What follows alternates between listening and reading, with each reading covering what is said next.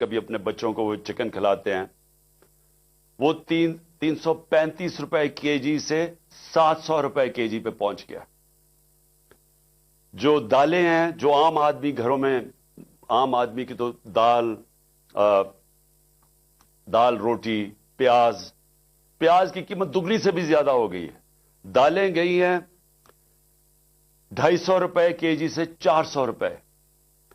اور اب کسان دیکھیں، ہمیں جب تک کسان کو نہیں اٹھاتے، اور جو ہم نے پوری کوشش کی اٹھانے کی، اور ماشاءاللہ ہمارے دور پہ آخری 2 سال میں کسانوں کے پاس ریکارڈ پیسہ آیا۔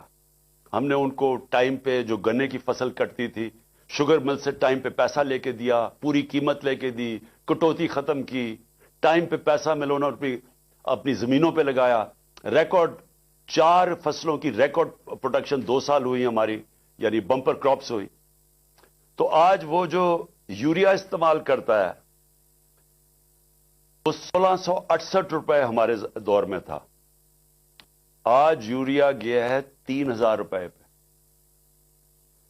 ہمارا جو پھر میں اور بھی چیزیں جو گھر بنانے کے لیے سریا لوگ استعمال کرتے ہیں، سیمنٹ استعمال کرتے ہیں، تو سیمنٹ گیا ہے 865 روپے سے 1062 روپے پہ۔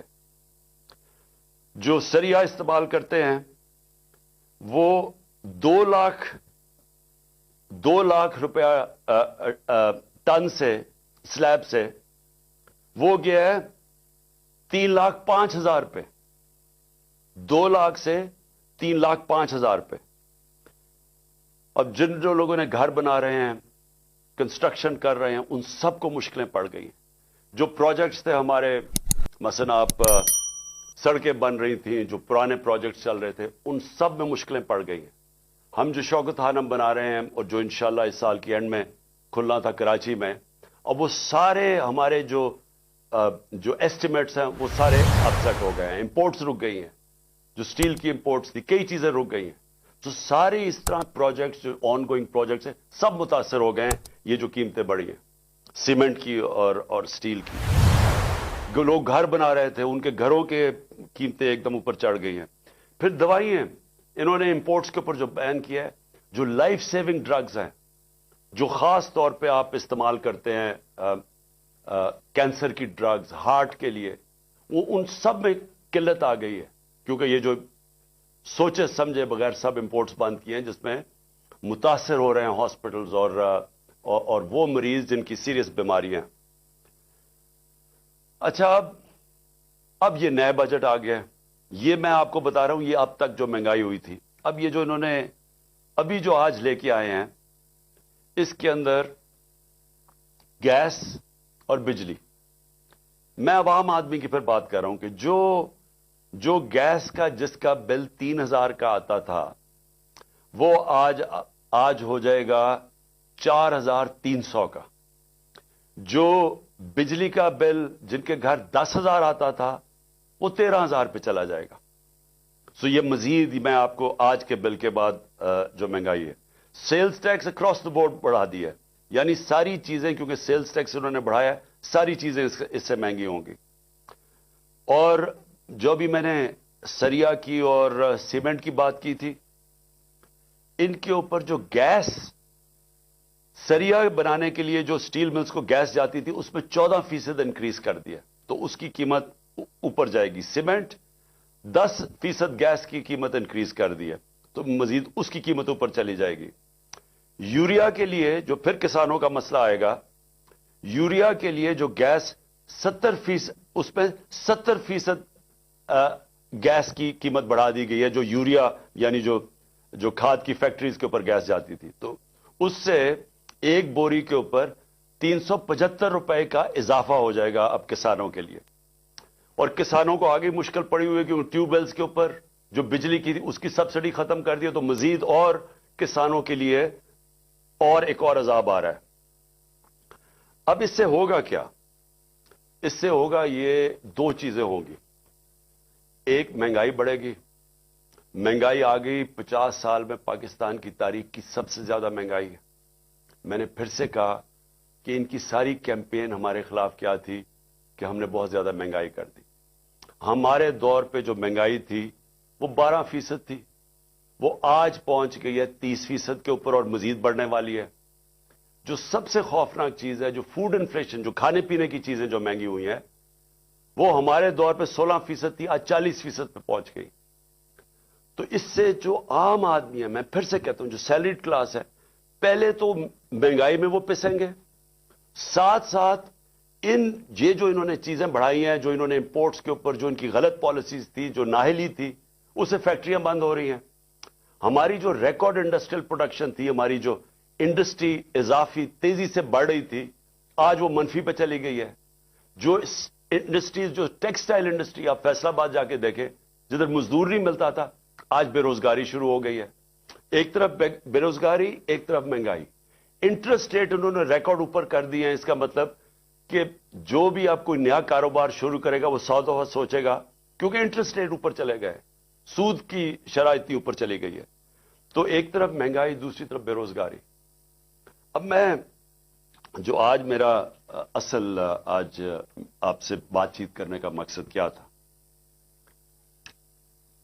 اب آگے ہم کیا کر رہے ہیں، جا کدھر رہے ہیں؟ میں اس لیے آپ سے کہہ رہا ہوں کہ یہ جو مزید مہنگائی آئی ہے، اور یہ جلدی جلدی انہوں نے کی ہے، شروع میں ان کو سمجھ نہیں آئی کیا کرنا تھا۔ اپنے این آر او کے اوپر انہوں نے وقت گزارا، ان کو صرف ایک پڑی ہوئی تھی کہ کس طرح کے ان کے 1100 ارب روپے کے ان کے اوپر کرپشن کیسز تھے وہ ختم ہو۔ ہم ہر سال، ہمارے 3.5 سال کے اندر، ہر سال جو نیب ریکور کرتی تھی چوری کا، وہ 160 ارب روپیہ تھا۔ ہم نے 480 ارب روپیہ اپنے دور میں نیب نے ریکور کیا تھا۔ ہم نے نہیں کیسز بنائے تھے، یہ پرانے کیسز تھے، لیکن ہمارے دور میں نیب پیسے ریکور کر رہی تھی کیونکہ ہم کسی کو بچا نہیں رہے تھے۔ اب 1100 ارب روپے کے جو کرپشن کیس ہیں انہوں نے معاف کروا لیے۔ تو ایک طرف قوم کی کمر توڑ دی ہے مہنگائی اور بے روزگاری سے، دوسری طرف انہوں نے اپنے کرپشن کے کیسز معاف کروا لیے، اور تیسری طرف روپیہ ڈالر کے بنسبت 90 روپیہ گرا ہے۔ یہ کبھی پاکستان کی تاریخ میں اتنا زیادہ ڈالر مہنگا نہیں ہوئی اور اتنی تیزی سے روپیہ گرا نہیں ہے۔ تو قوم کے لیے تو کیا ہوا اس سے؟ اگر آپ کی 30,000 روپیہ تنخواہ تھی، آج صرف وہ 20,000 روپے کی 30,000 روپے کی تنخواہ 20,000 کی چیزیں خرید سکتی ہے۔ آج جو ڈی ویلیویشن ہوئی ہے، ساری قوم کا جو جیسے کہتے ہیں نا جی ڈی پی، کیونکہ جی ڈی پی ڈالر سے میجر ہوتی ہے، تو پر کیپٹا انکم ڈالر سے میجر ہوتی ہے، وہ ساری نیچے آ گئی ہے۔ ان کے ہوتے ہوئے جب تقریباً 90 باہر مارکیٹ میں جاؤ تو وہ 100 روپیہ کا بھی سے زیادہ ڈالر مہنگا ہو چکا ہے۔ تو جب کہ ایک قوم کی دولت میں کمی ہوئی ہے، یہ جو سارے 30 سال سے ملک کا پیسہ چوری کر کے، منی لانڈرنگ کر کے باہر لے کے گئے ہیں، ان کے ایون سیل اپارٹمنٹ اور ان کے مے فیئر میں، اور بڑی بڑی گاڑیاں اور ون ہائٹ پارک، اور یہ جو باہر ہوٹل خریدے ہوئے ہیں، اور انہوں نے بے نامی چیزیں خریدی ہوئی ہیں، باہر بینکوں میں آف شور اکاؤنٹس میں پیسے رکھے ہوئے ہیں، قوم کے لیے 90 روپے ان کی دولت میں کمی اگر روپے میں پڑے ہوئے ہیں، اور ان کے باہر پیسے میں 90 روپے اضافہ ہو گیا۔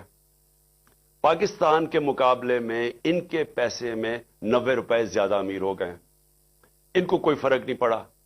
اس لیے انہوں نے آتے ساتھ ہی کبھی کوئی پرواہ نہیں کی کہ کیا انہوں نے اگر ان کو سازش کے تحت بٹھائی دیا تھا، کیونکہ عمران خان ملک تباہ کر رہا تھا، تو انہوں نے آ کے کوئی روڈ میپ دینا تھا کہ ہم نے ملک کو کیسے ٹھیک کرنا ہے، کیونکہ یہ تو بڑے تجربہ کار تھے۔ ہم تو جی اسحاق ڈار نے کہا میں روپے کو 200 ڈالر کو نیچے لے کے آؤں گا، میں آئی ایم ایف کو سامنے یہ کر دوں گا، بڑی بڑھ کے ماری، میں تجربہ کار ہوں۔ آج یہ بتائیں کہ انہوں نے ملک سے کیا کیا، اور جو ان کے ہینڈلر لے کے آئے تھے ان سے ذرا پوچھیں کہ آپ نے یہ ملک سے کیا کیا، کون جواب دے؟ آج جو ابھی یہ جو شروعات ہے، ابھی یہ جو 90 روپے ڈالر کے جو گرا ہے، جو روپیہ گرا ہے ڈالر کے مقابلے میں، ابھی اس کی مزید مہنگائی آنی ہے۔ جو ایک تھوڑی ٹائم کے بعد جب آپ کا روپیہ گرتا ہے تو جو باہر سے چیزیں لے کے آتے ہیں وہ ٹائم کے بعد مہنگی ہونی شروع ہوتی ہے۔ تو نہ تو انہوں نے کوئی تیاری کی، نااہلی ان کی یہ ہے کہ انہوں نے غلط فیصلے کر کر کے ملک کو آج یہاں پہنچا دیا ہے کہ اس طرح کا بجٹ لانا پڑا ہے، اور کوشش کر رہے تھے کہ عارف الوی کے اوپر ذرا بوجھ ڈالے. پارلیمنٹ میں بھی نہیں چاہتے تھے کہ ڈبیٹ ہو اس کے اوپر، اس سے کہتے تھے آرڈیننس سائن کرو تاکہ یہ بچ جائیں کہ پارلیمنٹ میں ان کے اپنے لوگ کیا یہ جو بجٹ لے کے آ رہے ہیں وہ کیا بولیں گے اس کے اوپر. قوم کے اوپر سارا بوجھ، خود اپنی کرپشن کے کیسز معاف، اور کوئی آگے راستہ بھی نہیں ہے، روڈ میپ بھی نہیں ہے. میں آخر میں یہی بات کرنا چاہتا ہوں کہ جو بھی ان کے بیکرز ہیں یہ سمجھ جائیں کہ ان کے پاس کوئی اگلا آگے کا راستہ نہیں ہے. یہ اگر سمجھ رہے ہیں کہ اس سے آپ آئی ایم ایف کے ڈالرز آ جائیں گے تو وہ یہ ایسے سمجھیں کہ یہ کینسر کا علاج ڈسپلن سے ہو رہا ہے، تھوڑی دیر کا تھوڑا سا آرام آئے گا، لیکن کینسر جب تک کاٹ کے نکالی نہ جائے یہ کینسر پھیلتی جائے گی، یہ قرضے بڑھتے جائیں گے، آمدنی سکڑتی جا رہی ہے. ہماری ریمیٹنسز جو ہمارے دور میں 17% انکریز کر رہی تھی، ہماری ریمیٹنس میں 17% اضافہ ہو رہا تھا جو 31 ارب پہ پہنچ گئی تھی، وہ ان میں اب 11% کمی آ گئی ہے. تو پہلے تو اضافہ ختم ہوا اور پھر 11% کمی آ گئی ہے، یعنی جو ڈالرز آنے تھے ریمیٹنس سے وہ کم ہو گئے ہیں، ایکسپورٹس گر گئی ہیں ہماری. تو ہمارے پاس تو جو آمدنی ہے وہ تو سکڑتی جا رہی ہے، فیکٹریاں بند ہو رہی ہیں، بے روزگاری بڑھ رہی ہے، لیکن قرضے بڑھتے جا رہے ہیں کیونکہ یہ تو قرضے ہی لیے ہیں نا آئی ایم ایف سے، اور ہم یہ امید رکھ رہے ہیں کہ اور بھی ملٹی نیشنلز قرضے دیں گی. تو وہ تو قرضے ہیں، تو یہ حل تو نہیں ہے. حل کیا ہے؟ حل جو میں تب سے کہہ رہا ہوں، میں نے کوشش بھی کی، اپنی گورنمنٹ خود میں نے ڈیزالو کی اپریل میں الیکشنز کروانے کے لیے، لیکن پورا پلان بنا ہوا تھا کیونکہ فیصلہ ہو گیا تھا عمران خان بہت خطرناک ہے اس ملک کے لیے. تو اس تب سے وہی ابھی بھی حل ہے. اس ملک میں اگر ہم نے صاف اور شفاف الیکشن نہ کروائے، ایک پبلک مینڈیٹ سے گورنمنٹ نہ آئی جو کہ پبلک جس کے پیچھے کھڑی ہو جس گورنمنٹ کے، وہ گورنمنٹ پھر مشکل فیصلے کرے، وہ جو میں کینسر کو کاٹ کے نکالے ملک سے، سٹرکچرل ریفارمز کرے، جو آج ملک کی ضرورت ہے، رول آف لا قائم کرے، گورننس سسٹم ٹھیک کرے، تب جا کے یہی جو کرائسس ہے یہ ہم فائدے میں اس کو کر سکتے ہیں. یہ جو ہم دلدل میں پھنسے ہوئے ہیں اس میں نکلتے نکلتے ہم ملک کو پوری طرح اٹھا سکتے ہیں. یہ ہمارا فائدہ ہو سکتا ہے کہ ہم اس کرائسس کا اگر اس کرائسس سے ملک میں اصلاحات کریں. لیکن وہ گورنمنٹ کر سکتی ہے جس کے پاس پبلک پیچھے کھڑی ہو. جب آپ کے پاس پبلک مینڈیٹ نہیں تو آپ ان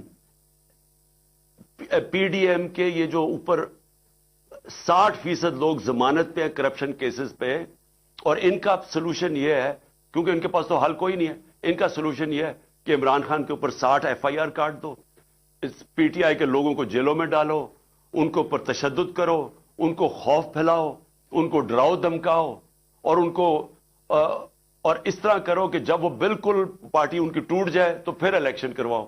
وہ ہونے نہیں لگا کیونکہ آپ جتنا زیادہ دبائیں گے وہ پارٹی اتنی اور اٹھتی جا رہی ہے. پبلک کوئی بیوقوف تو نہیں ہے، پبلک تو فیصلہ کر بیٹھی ہے جس کی وجہ سے یہ ڈرے ہوئے ہیں. تو صرف اور صرف عمران خان کو باہر کرنے کے لیے ملک کو تباہ نہ کریں. یہ اصل میں جانا ہے ہماری سیکیورٹی کے اوپر.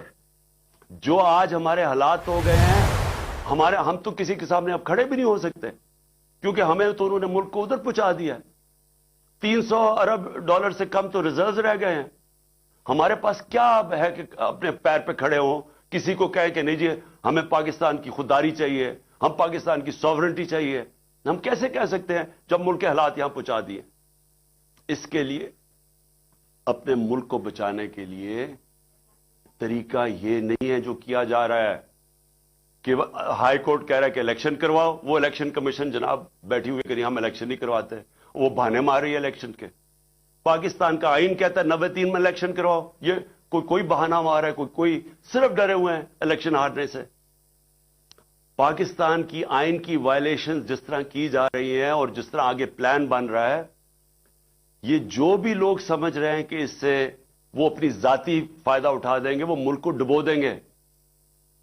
اور میں آج اس لیے یہ کہہ رہا ہوں کہ ہم بڑے آرام سے ملک کے اندر اس وقت اگر ہم چاہیں، اتنی بڑی پارٹی ہے، ہم اگر وہ مظاہرے کریں اور ملک بند کرنے کی کوشش کریں، سٹرائکس کریں، ملک تو آگے حالات برے ہیں.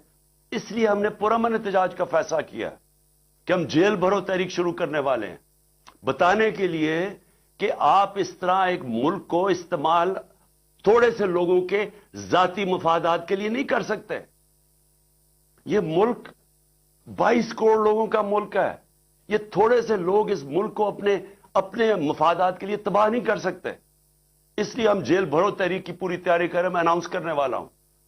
اور لوگوں کو صرف خوف دور کرنے کے لیے کہ یہ سمجھتے ہیں کہ خوف پھیلا کے، جیلوں میں ڈال کے، ایف آئی آرز کر کے یہ اسی طرح بیٹھے رہیں گے، اور پھر کسی نہ کسی طرح دھاندلی کر کے یہ ایک وہ الیکشن کمیشن، بے ضمیر الیکشن کمیشن کے ذریعے ایک جانبدار الیکشن کمشنر کے لیے، یہ جو چیف الیکشن کمشنر ہے، اس کو استعمال کر کے کسی طرح پھر ان چوروں کو مسلط کر دیں گے. یہ ہونے نہیں لگا. ملک کو نقصان پہنچ رہا ہے. اور میں آخر میں اپنی ساری قوم کو کہنا چاہتا ہوں، پھر سے میں ایک بات کہنا چاہتا ہوں اور بات ختم کرتا ہوں کہ دیکھیں، وہ ہم اس موڑ پہ کھڑے ہو گئے ہیں جس کا ہم سب کو خطرہ تھا کہ ایک دن جب سے یہ امپورٹڈ حکومت آئی ہے کہ خدا نہ خواستہ ہم یہاں نہ پہنچ جائیں. ہم وہاں پہنچ گئے ہیں. ہمارے سامنے اب صرف 2 راستے ہیں. ہم چپ کر کے اب انتظار کریں کہ مزید ملک تباہی کی طرف جائے، یا ہم ایک پرامن احتجاج کی تحریک کے اندر سب شامل ہو اور بتائیں ان کو کہ آئین اور قانون کے بغیر کوئی دنیا کا معاشرہ نہیں چل سکتا.